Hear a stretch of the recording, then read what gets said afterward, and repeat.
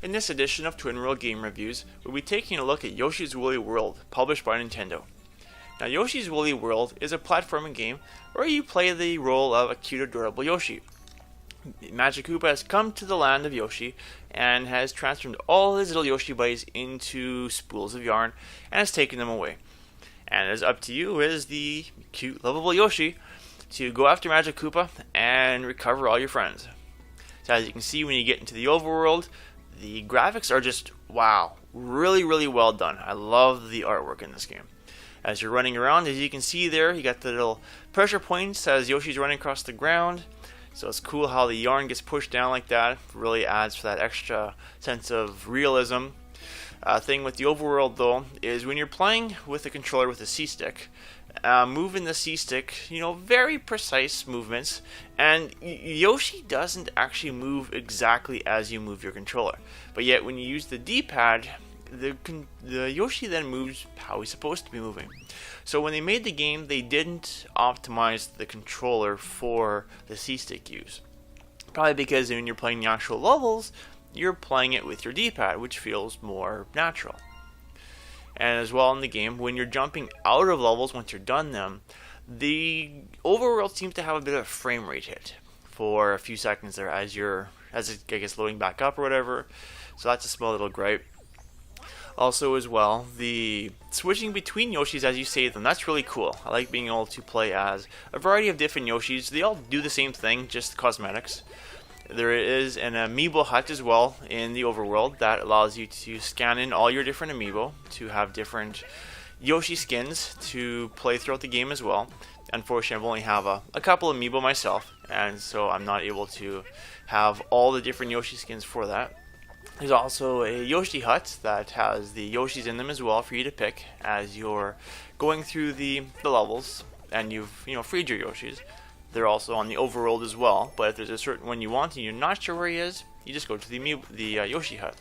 Also as well, there is a scrapbook center. That way with the scrapbook center, any creature that you've actually shot your yarn at and hit, it'll be in there so you can take a look at it and get a closer view. As well, there are different music, like the background music for the game, which I love. The background music is so cool in a lot of the different levels. It's all upbeat and happy sounding. But there's like a music center as well, which allows you to play through the different music as you find it throughout, or as you hear it throughout the game. Then it unlocks the levels, as you can see. Like I said, same with the overworld.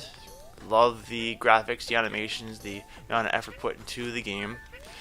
The levels themselves are not that challenging. Like, just to run through it, the levels are fairly simple. The main challenge is trying to collect everything, because as you saw on the levels before when I was coming into it, you do have 4 different things that you need to get for each level. You have to beat the level without losing any hit points. And well, if you do lose hit points, there are places where you can rejuvenate yourself, but you have to get full health when you beat the level. Another thing is collecting all the little Miiverse stamps for the level. Another thing is collecting all the Yoshi balls. That way you can bring a new Yoshi out and transform into him if you want. And all the flowers. And so the beginning levels, you're going to find yourself being able to collect basically everything in one run. But as you're getting into the later levels, the levels themselves, like I said, are easy to run through.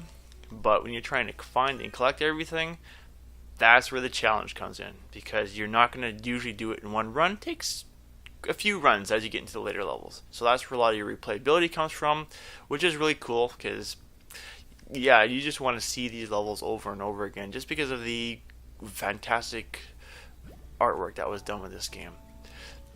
Now, another issue for me though is that in the game, you can keep jumping over and over again. Like most Yoshi games, you can do your fluttering jump once, then you have to land on the ground. But in this game, they don't do that. They allow you to jump and jump and jump. And so some of the levels, you can just keep on going like that. Jump over bad guys, keep on going, avoid falling into pits.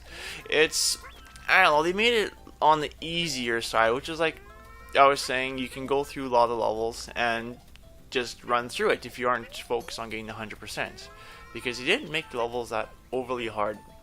Some of the levels I wish they did more of. Like you have the ghost level, which was just done once. There's one ghost level. And so some of the levels that were only done once, it's like you wish you saw more of those because you really liked how the level played out and you want more of those levels. Also, the game as you're playing it, if you die a few times and you get this little pop-up that basically says, you know, don't forget there's these mellow mode you can try, which allows you to heal up faster and some other things. But basically it's kind of like saying, you know, you suck at this game. Do you want to try an easier mode? It's like, no, don't tell me I suck at this game. It's, you know, if I want to switch to mellow mode, I will. So, I don't know, I found that to be kind of a negative with that popping up. I guess for smaller kids and stuff, if they don't remember there's a mellow mode, then that kind of reminds them. But for the most part, it's like, you know, popping something like that up kind of makes the player feel like they kind of suck at the game, and, you know, when they die a bunch of times, and should be playing something easier. The boss tent as well, as you progress through the game and you unlock the boss tent to fight them, the boss is supposed to be more challenging. They're not more challenging per se, just the animations for them were speed up to like 3 times the normal speed, and so they're basically just faster, a lot faster. So I would have liked the bosses to actually be more challenging, just not quicker, so you have to be faster with your movement.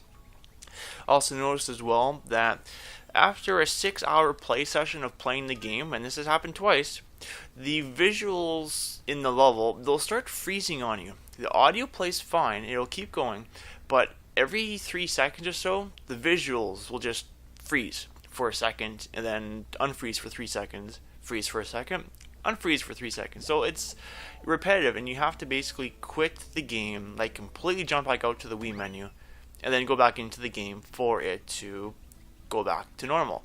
So that's a really weird thing, and not sure what causes it, but hopefully it gets fixed. You know, all in all, I really enjoyed this game. Like I said, the animations, the play style for this, going through the levels, the platforming, so much fun. I definitely would recommend everybody, you know, pick this up, play it. The 2-player mode on it, though, I found was kind of like a follow the leader, because you got one person doing things. Some of the Mario games as well, is that the game doesn't feel like it was meant for multiplayer. It's like an after effect. And so, because you feel like you're playing follow the leader and just kind of like helping out the other person as he needs it, the game definitely benefits most when you're playing single player. And because of all that, you know, like I said, I love the game. It took me over 30 hours to 100% it basically. Only thing I couldn't 100% was the amiibo stuff. I would give this an 8.5 out of 10. And that's it for this review.